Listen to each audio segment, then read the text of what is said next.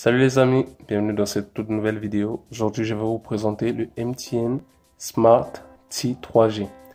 Alors, désolé si j'ai pas été présent sur les réseaux, mais je suis de retour avec le MTN Smart T. Même si je sais que les gars sont en train de go crazy on internet avec les Samsung Z Flip et les autres smartphones pliables, dépliables, nous on est là avec nos MTN Smart T. Mais c'est pas grave.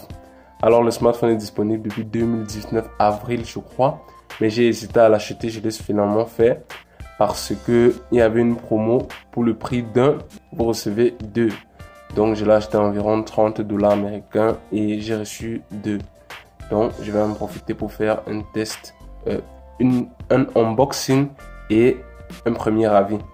Donc, au niveau de la boîte, c'est assez basique. Il y a juste les logos WhatsApp, Facebook, Instagram, non, YouTube, Google Maps et son Play Store, si je peux appeler ça comme ça.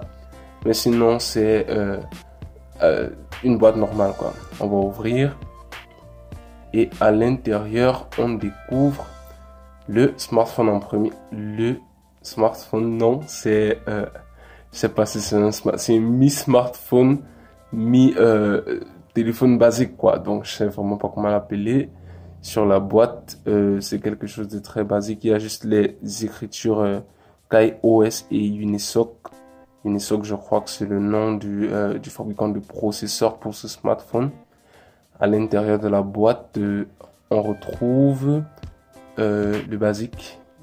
Et là, il y a le cordon USB pour la recharge que j'ai même apprécié à cause de la qualité. J'ai bien aimé la qualité, c'était très qualitatif. Là, on a le boîtier. Et là, les écouteurs en passant qui ne sont vraiment pas de très bonne qualité. Mais pour un smartphone un téléphone à 30 €, c'était susceptible. Et là, ensuite, on a la batterie de 2000 mAh. Elle est assez grosse, elle est assez lourde. Et ensuite, on a les papiers de garantie de notice. D'habitude, je lis jamais les notices, mais celles-ci, je les ai lues simplement parce qu'ils étaient colorés, c'était joli et tout. Donc, j'ai fait l'effort de lire. Donc, en général, voilà tout ce qui se trouve dans la boîte. Voici un aperçu du smartphone, du téléphone. En tout cas, je sais vraiment pas comment je vais l'appeler.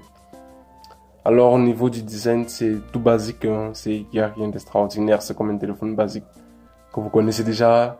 Il n'y a pas grand chose vraiment à dire. Sinon, les boutons qui sont assez solides. Le smartphone, quand on l'arrête, on a l'impression d'arrêter une brique. On a le port de charge en haut avec le USB. Alors, on va ouvrir le smartphone et mettre la batterie pour voir un peu ce qui nous attend.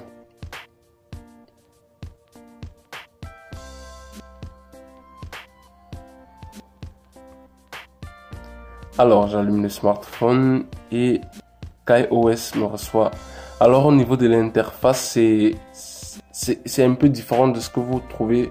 C'est même très différent de ce que vous trouvez sur un téléphone basique, normal, vu qu'il y a des applications comme WhatsApp, Facebook, YouTube et beaucoup d'autres applications que vous trouvez sur des smartphones.